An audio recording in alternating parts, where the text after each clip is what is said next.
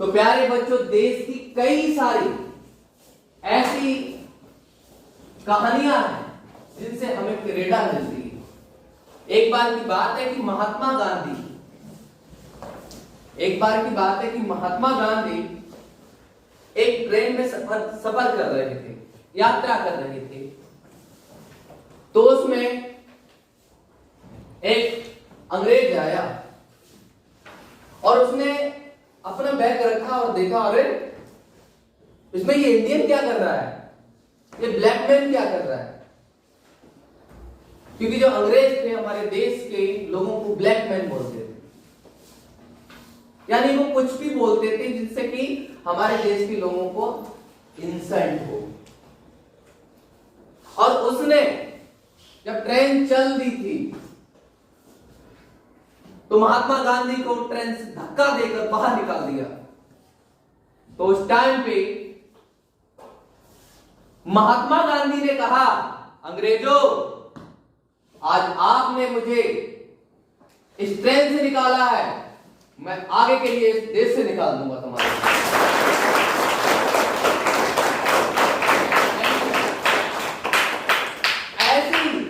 ऐसी ही एक कहानी और है। ऐसी एक कहानी और है कि सुभाष चंद्र बोस एक बार ट्रेन में सफर कर रहे थे, और ट्रेन में सफर कर रहे थे तो उस टाइम पे क्या हुआ कि उन्होंने अपने बैग को वहां पर रख दिया और वह बैग को रखकर वॉशरूम गए।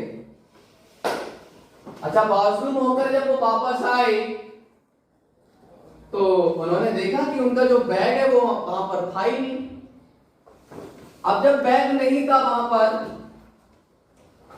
तो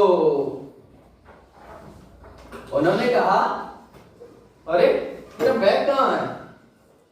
तो वहां पर जो अंग्रेज बैठा हुआ था उसने कहा वो बाहर हवा खाने गया है। अच्छा, ये बात है, कोई बात नहीं। फिर क्या हुआ, वो वहां पर बैठ गए।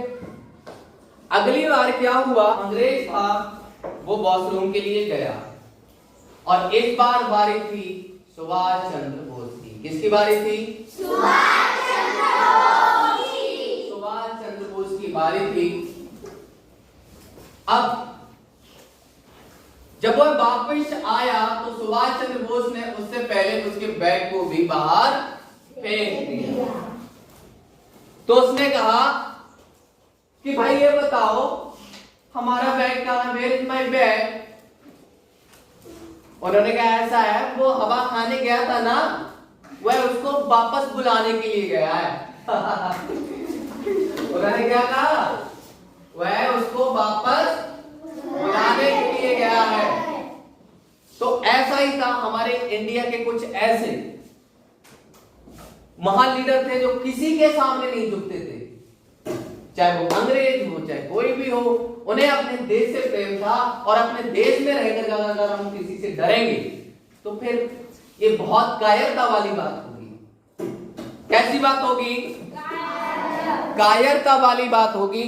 और हमें अपने देश में रहकर बिल्कुल भी नहीं डरना है, कायर नहीं होना है, हमें निडर होकर जीना है। देश की सेवा के लिए हमें हमेशा अपने कार्य में लगन के साथ कार्य करना होगा।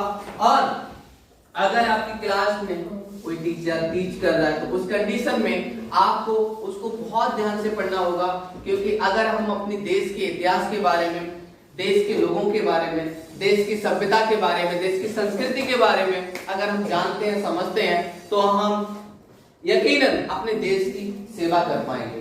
धन्यवाद। Thank you.